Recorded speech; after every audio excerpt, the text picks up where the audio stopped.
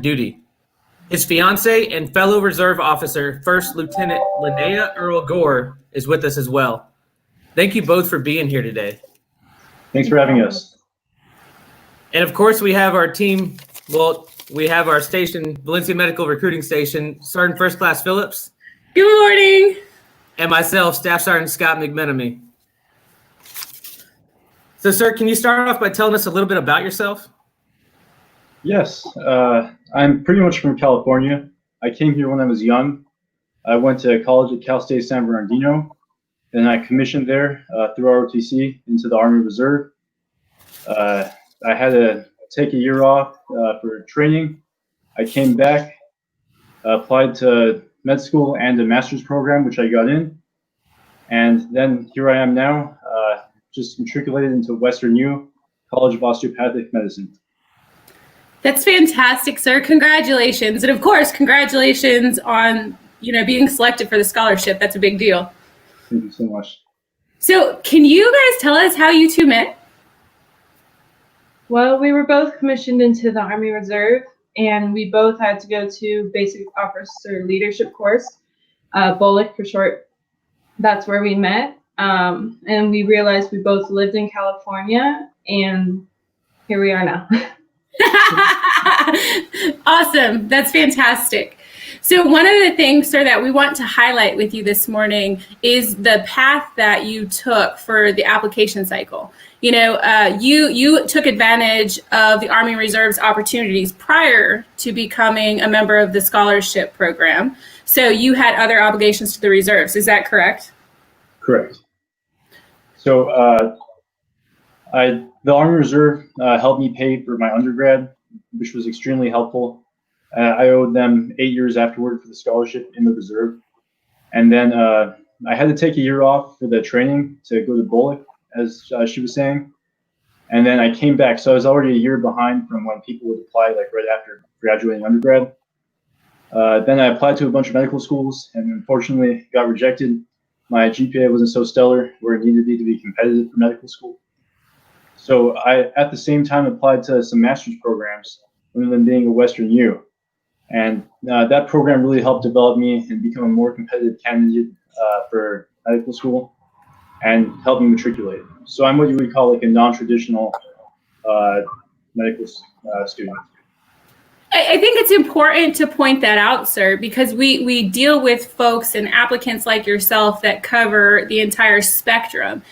Folks that are going directly from undergraduate program through folks that are in bridge programs that will matriculate directly into a medical school. There's different types, and we like to be able to give the opportunity to anybody. So it's definitely important for us to kind of highlight that this morning. And you took advantage of the reserves and the medical master's program. Do you believe there was anything else in your application for medical school or the Army that kind of helped set you apart from maybe your peers? Yes, a bunch of volunteerism, a lot of helping out the community, different programs. Even during my master's program, it helped me really get involved in the community in Pomona. So a lot of that kind of stuff really goes a long way. It's what medical schools are looking for. So don't think of it really as time off. It's more of time becoming a more rounded applicant. Perfect. Well said, sir. So, sir, what inspired your decision to pursue medicine? It pretty much started way back from my mother. She's almost 20 years due of being a nurse. She should be retiring next year. And when I was young, she would always tell me stories about people, like all the doctors inside her module, which would be family medicine. And there was also a sports clinic attached to it. So she would tell me all the interesting cases they would have, and it really piqued my interest. In fact, in Kaiser right now, she tells me about some of the fellows there that for sports medicine that actually come from Western. So that's pretty cool. Very cool. So you're currently serving in the Army Reserves. What are you looking forward to most about becoming active duty? I love the reserves right now. I think it's a good thing. It really helped develop me. And I'm excited for joining active duty. I feel like the like having it day to day rather than having just a few days out of the month and some conference calls. It kind of makes it a better routine. I think it's more suited for me. Awesome. Well, we're excited to have you, sir. So without further ado, ma'am, I think this is a great opportunity to go ahead and administer the oath of office.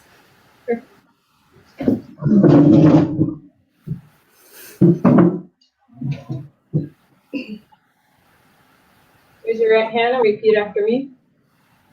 I state your name. I, Sasan Baghchechi, Having been appointed an officer having been appointed an officer in the Army of the United States, in the Army of the United States, as indicated above in the grade of second lieutenant, as indicated above in the grade of second lieutenant, do solemnly swear do solemnly swear that I will support and defend that I will support and defend the Constitution of the United States the Constitution of the United States against all enemies, against all enemies, foreign and domestic, foreign and domestic, that I will bear that I will bear true faith and allegiance to the same, true faith and allegiance to the same, that I take this obligation freely that I take this obligation freely without any mental reservation without any mental reservation or purpose of evasion, or purpose of evasion, and that I will, and that I will, well and faithfully, well and faithfully, discharge the duties discharge the duties of the office upon of the office upon which I am about to enter. which I am about to enter. So help me God. So help me God. Woohoo! Congratulations, sir. Thank Welcome you to the so team. much. Would you like to I got take a some second deja vu to there. say? I'm sorry. I got some deja vu there. Yeah. Would you like to say a few words? Of course. So first and foremost, thank you for the recruiting station in Valencia. You guys helped me a ton with this. Thank you for all my family, all my friends, my colleagues. I appreciate all of your support. And for those that are looking to go into medical school and they're looking at the Army as well, this is a wonderful opportunity. Don't be bashful about it. If you're interested, make sure you talk to a recruiter. There's wonderful recruiters like the ones you see here that will help you and guide you to where you want to go. And it's all doable. It's within reach. All you have to do is just put the effort in, and you'll get there. Well said, sir. Well, we'd like to thank you both for being with us today and sharing this special moment with our viewers. So, the commissioning of a newly appointed officer is truly a special moment for anyone. So we wish you luck, and we know you're going to do great things. So keep it up. This wraps up another episode of our show, Sit Call. Thank you to our viewers for tuning in with us live. This afternoon, we're going to have a special episode where we're going to reappoint. I'm sorry, you guys. We're going to appoint Second Lieutenant Carter Woodruff. He is a U.S. Army Baylor Physical Therapy Program selectee. And that'll be at 3 p.m. Pacific time here on Sit Call. I would wish you guys to have a great weekend and happy Friday again. Thanks so much for having us. Thanks, guys. We appreciate it.